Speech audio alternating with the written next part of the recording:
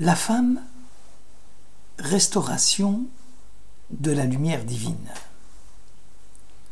La Bible, quand elle parle des femmes, elle utilise le vocable Bet Yaakov, la maison de Yaakov.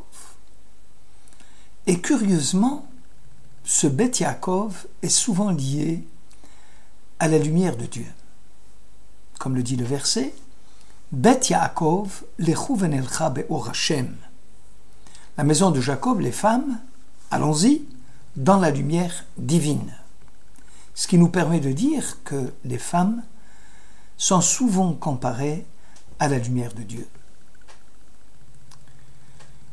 La vision. Vayar Elohim et ha'or kitov. Dieu vit que la lumière était belle, était bonne. Or, c'était le bien. Et Vayar, la notion de vision, est le paramètre qui va nous permettre de construire quelque chose de bien, une belle vie. Si j'interprète ce verset autrement, je dirais que pour vivre bien, il faut regarder l'autre, l'observer, percevoir chez lui des détails qui nous feront comprendre la nécessité de s'en être intime. Mais le même regard peut être un regard trompeur.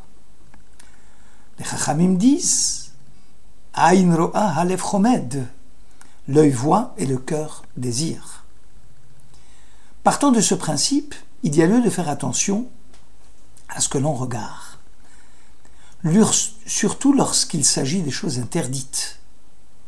Faire attention à ces images qu'on nous impose, comme à la télévision, et qui deviennent, pour ainsi dire, le contrôle de nos cœurs et de nos esprits.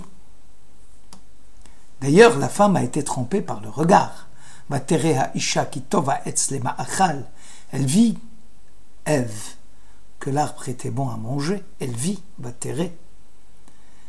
Donc, ici, le problème de la vision, si Dieu a vu et que la lumière était bonne, c'est qu'il a vu que chez Ève, chez la femme, il y avait quelque chose d'autre.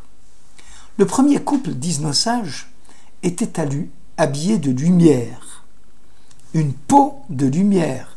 Ils ne lisent pas Kotnot Or avec Aïn, mais Kotnot Or, c'est-à-dire une peau de lumière.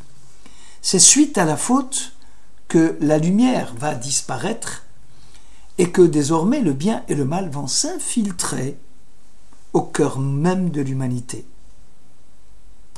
L'homme et la femme, après avoir transgressé la mitzvah, qui était la lumière divine, qui était le véritable habit de l'homme, après la faute, ils avaient besoin de l'antithèse de la lumière, c'est-à-dire de la matière. Ils ont transformé le or en or. Tout se passe comme si la force de la mitzvah prodiguait des conseils et des efforts à une solution harmonieuse au couple.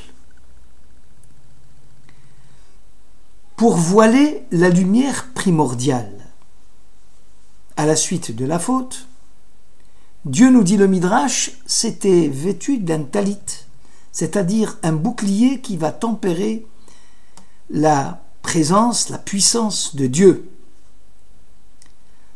Afin de se souvenir de cette splendeur passée, l'homme a l'obligation, le jour de son mariage, de mettre un talit, c'est-à-dire de retrouver la lumière de la mitzvah. Comme c'est le regard qui amena le premier couple à sa perte, depuis la mitzvah du tzitzit, il est marqué « Ur item oto ». Vous allez voir ce talit, ces tzitzit, ces fils, et en même temps vous allez réparer la faute. Et donc on comprend mieux maintenant que Bet Yaakov lechu venelcha, allons-y, les femmes dans la lumière de Dieu, Et Dieu qui dit Kotomar levet Yaakov, au moment où on a reçu la Torah, qui est appelée aussi Or, ainsi tu parleras aux femmes, à Bet Yaakov. Donc Bet Yaakov est assimilé au Or, et quand on sait que Or, c'est la lumière de la Torah, donc la femme doit restaurer la lumière divine originelle. Cet appel solennel de Dieu s'adresse en premier lieu aux femmes. C'est d'elles, de son influence, que vont dépendre la création et le maintien de l'esprit du judaïsme au sein du foyer. La femme est appelée à restaurer la lumière de Dieu et à se consacrer à cette tâche. D'ailleurs, s'attacher à Dieu, tzitzit, en guimatria, lorsque, en valeur numérique, c'est 600, et curieusement, l'attachement, qui se dit en hébreu, kesher ou kshartem, auto, vous allez l'attacher, kesher, c'est aussi 600. Tout se passe, disent nos sages, comme si le mélange du bien et du mal qui s'était installé au sein de l'âme du couple primordial va se retrouver dans tout couple qui ne va pas prendre garde à deux problèmes importants, le respect et l'observance des mitzvot. Nous avons déjà dit précédemment, dans un cours précédent, que l'homme et la femme sont complémentaires. Or, ce qui est différent sans être lié par un même but, par un même projet, par une même volonté, peut amener à des conflits. Le conflit naît lorsque chacune des parties ne croit plus qu'à sa propre vérité et que le parallèle entre talit et tzitzit et les rapports du couple est évident.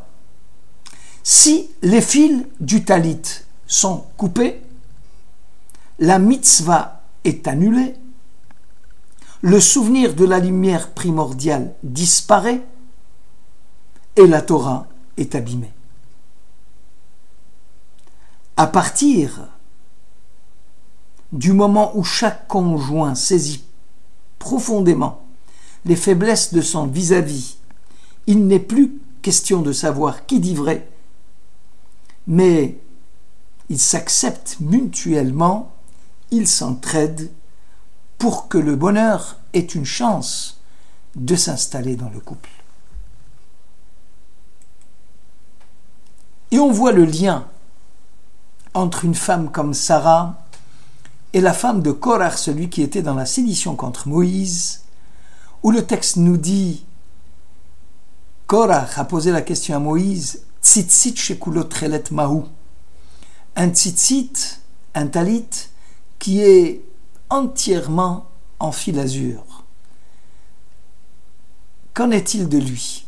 Est-ce qu'il est cachère? Il n'est pas cachère. Pourquoi il a choisi le tzitzit? Parce que justement, le tzitzit, c'est les fils, et les fils qui peuvent conduire à ce que le mariage soit solide sont les mêmes fils qui peuvent conduire à ce que le mariage soit défait. La femme, nous disent nos sages, peut être l'avenir de l'homme, peut sauver l'homme, comme la femme de On, fils de Pélet, dit la Bible, qui a sauvé son mari, et la femme de Korach, qui n'a pas pu sauver son mari. Alors justement, pour réparer la faute, Dieu va permettre à la femme d'accéder à cette paix intérieure. Cette paix intérieure, c'est celle du foyer. Et un couple qui se déchire a besoin de lumière pour voir clair. Cette lumière, c'est la Torah qui est symbolisée par le tzitzit, par les 5 nœuds, par les 8 tresses, qui constituent donc 613. Et pour que le lien soit solide, il faut les dissocier du mensonge, du monde apparent. Et curieusement, Kesher, qui veut dire le lien, qui doit attacher les époux entre eux, est loin du sheker, les mêmes mots, les mêmes lettres, pour s'entendre sur l'essentiel, c'est-à-dire la voix de Dieu. Un homme et une femme, disent nos sages, forment une seule et même entité. Nous sommes ce même conjoint, et mon corps n'est que la moitié du corps de l'autre, et mon âme n'est que la moitié de la part de l'âme de l'autre. Il y avait, disent nos sages, quelqu'un qui avait demandé à son maître, il lui dit, « Maître, je vais me marier, mais je ne sais pas comment je dois me conduire avec ma femme. » La réponse du maître a été, « Comment tu t'es comporté avec toi-même jusqu'à ce jour ? Eh bien, fais la même chose avec ta femme, puisque ta femme, c'est aussi ton corps. »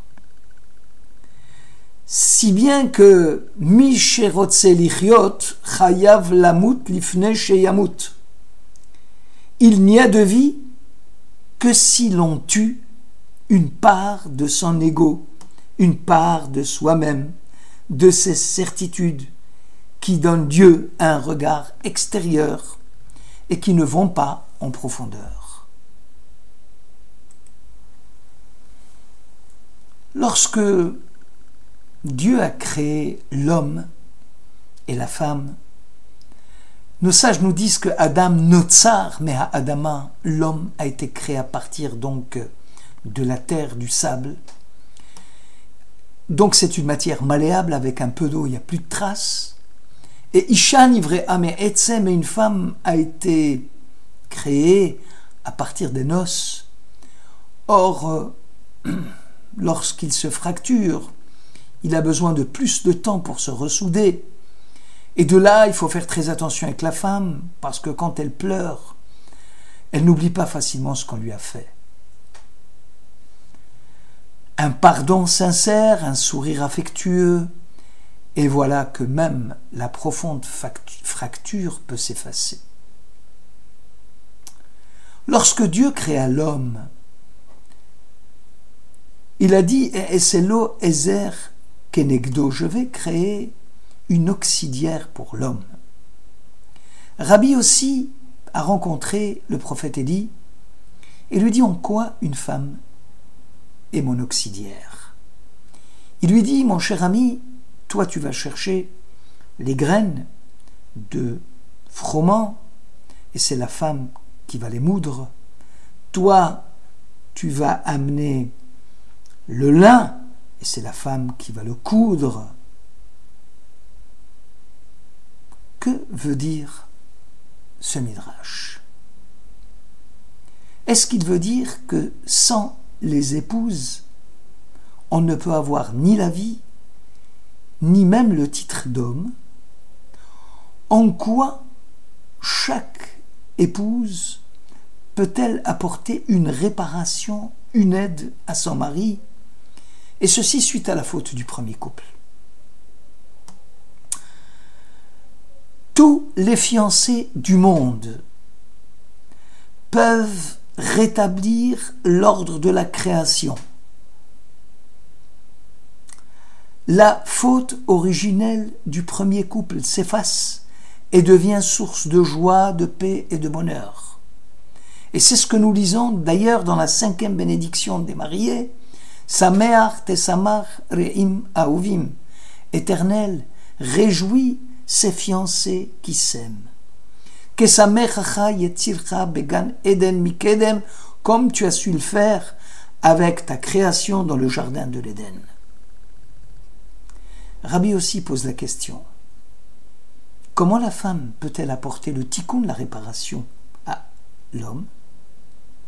Réponse du prophète, al yede halechem habeged vehapishtan, par le pain, par l'habit. Et d'ailleurs, on retrouve cette expression dans la bouche du patriarche Yaakov, si Dieu est avec moi et qu'il me garde dans le chemin où je m'apprête à partir et qu'il me donne du pain à manger et un habit pour me vêtir, les intentions du patriarche, comme ici, il rappelle, puisqu'il cherchait aussi une épouse, et qui se place donc dans une dimension de réparation de l'humanité, il demande à Dieu de lui trouver une femme, une aide qui va le compléter. Et lorsqu'il parle du lechem, il parle de la chala, c'est-à-dire celle qui est capable de lui faire tous les shabbats, les chalot, celle qui est capable de faire un prélèvement de la chala pour justement réparer la faute d'Ève. Celle qui va également lui allumer les lumières, lui montrer le chemin, puisque Ève, en donnant la pomme à l'homme, le fruit défendu de l'arbre de la connaissance du bien et du mal, elle a éteint, disent nos sages, la lumière divine. Et enfin, comment elle le fait? Eh bien par beged, par le lin, par les pétilotes, par les petites mèches en lin qu'elle prépare pour Shabbat.